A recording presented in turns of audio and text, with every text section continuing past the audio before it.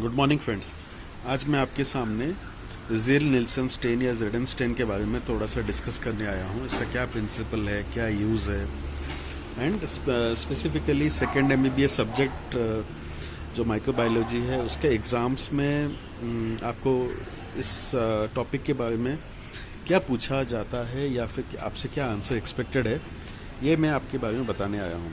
तो ये वीडियो सिर्फ ऐसा है कि आपके बस डायरेक्शन के लिए है, लेकिन आपको और अच्छे से पढ़ने के लिए और अच्छे समझने के लिए आपको डेफिनेटली बुक या प्रैक्टिकल बुक्स का सहारा लेना पड़ेगा।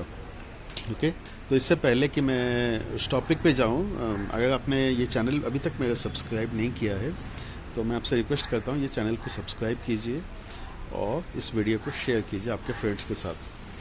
तो जेडन स्टेन एक ऐसा स्टेन है जो कि सन 1882 में डिवाइस हुआ था एंड फिर 1885 में ज़ील एंड निल्सन ने इसको मॉडिफाई किया था। ओके, बिकॉज इसीलिए इस स्टेन का नाम ज़ील निल्सन स्टेनिंग है, because it was modified by two scientist, they are called as Ziehl and Neelsen. Okay, तो इसका ये यूज़ है कि जो एक ऑर्गेनिज्म है जिसको बोलते हैं माइकोबैक्टीरियम ट्यूबरक्लोसिस। ओके, ये एक बैक्टीरिया है, बहुत ही टफ हार्डी बैक्टीरिया है जो कि इंसानों में ट्यूबरक्लोसिस कॉज करता है। Okay, so it causes tuberculosis, a disease called as tuberculosis.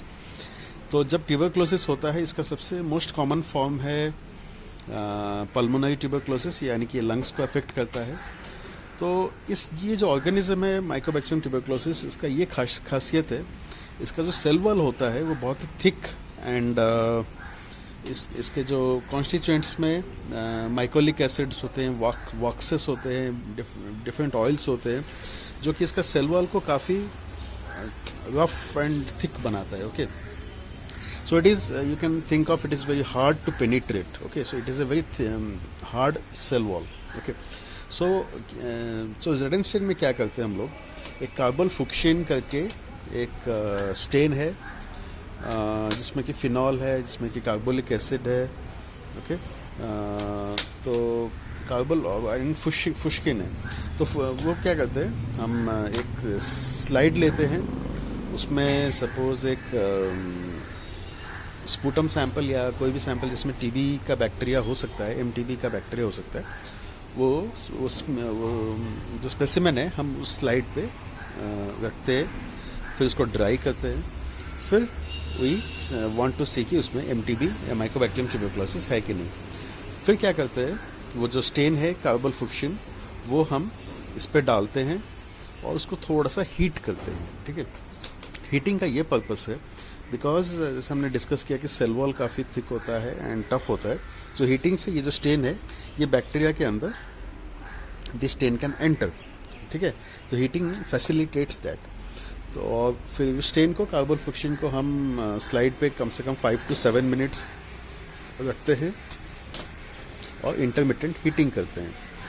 फिर आफ्टर 5 to 7 मिनट्स वो स्टेन को पोर ऑफ कर देते हैं एंड उस पर 20% सल्फ्यूरिक एसिड या फिर 3% एसिड अल्कोहल डालते हैं। फिलहाल I will stick to 20% H2SO4। तो 20% H2SO4 को स्लाइड पे डालते हैं एंड वेट करते हैं for may be 1 to 2 minutes. Okay, फिर 1 to 2 मिनट्स के बाद वो जो H2SO4 उसको पोर ऑफ करते हैं, फिर वापस से फिर से H2SO4 डालते हैं जब तक वो स्टेन या फिर स्लाइड पेल पिंक नहीं दिखता है। ओके, तो वंस वो पेल पिंक दिखने लग जाता है फिर उसको वॉश ऑफ करते हैं, फिर इसमें मिथिलिन ब्लू का स्टेन डालते हैं जो कि 30 सेकेंड्स रखते हैं, फिर उसको स्लाइड को वॉश करके हम माइक्रोस्कोप के ड्राई करते हैं एंड माइक्रोस्कोप के नीचे देखते हैं। तो फ्रेंड्स, जो सल्फ्यूरिक एसिड हम इसलिए डालते हैं इस पर ताकि जो it will act on the cell wall and because it is acid it will damage the cell wall and it will जो कार्बल फुक्शिन अंदर है उसको बाहर ले आता है।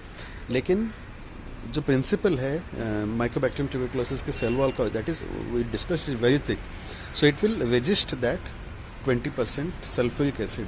ओके, यानी कि इतना टफ है कि वो उसको डैमेज को सह जाता है. सो वो जो स्टेन अंदर है कार्बल फुक्शिन का वो बाहर नहीं आ पाता है. लेकिन जो ऑर्डिनरी बैक्टीरिया है जैसे ई कोलाई हो गया, क्लेप्सिला हो गया, सो वो 20% H2SO4 सेल वॉल को डैमेज करता है और वो कार्बल फुक्शिन बाहर हो जाता है and it takes up the counter stain that is methylene blue. So a Mycobacterium tuberculosis, because the cell wall is intact or remains intact even with acid 20% sulfuric acid, it will have the same color as the carbon fuchsin. So it will logically look reddish in color. लेकिन जो counter stand है, जो ordinary bacteria है, they will look blue in colour because they cannot retain the primary stain. So that's why अभी आप खुद ही guess कर लीजिए. अगर उस सैंपल में माइकोबैक्टीरियम ट्यूबरकुलोसिस के बैक्टीरिया होंगे, सो वो जब आप स्लाइड के नीचे देखेंगे, so it will look which colour, red in colour. Okay, so colour का जो पार्ट है, I am slightly weak in this, so some people tell it red, some people tell it some other colour. Okay, so it is but fundamentally it is red and blue, आप ऐसे याद रख सकते हैं.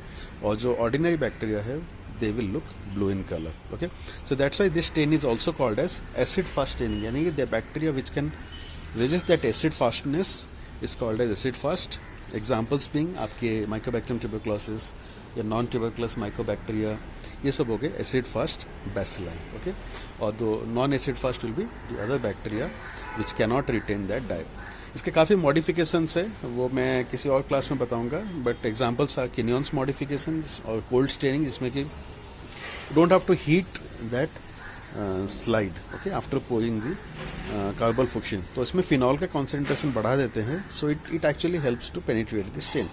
Other modifications है जैसे कि suppose आपको माइकोबैक्टीरियम लेप्री आप सस्पेक्ट कर रहे हैं, तो उसमें बजाय 20% H2SO4 के you can use 5% sulphuric acid.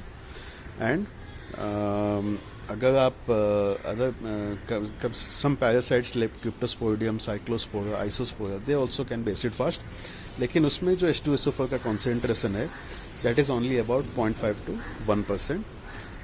Nocardia, then sperms के heads. Okay, so all these things are there in the book, you can read, but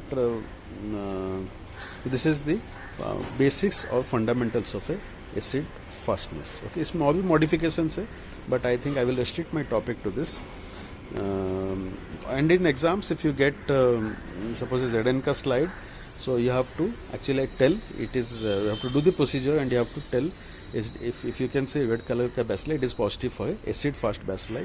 And अगर वो sputum sample है, then you have to grade it according to RNTCP guidelines. Okay, so most of the questions will be based on this, जो कि मैंने अभी बताया. तो viva में भी आपको maximum 90% questions will be based on this. So I'll end the topic here. So if you like this video, please share, please subscribe to my channel, and thank you.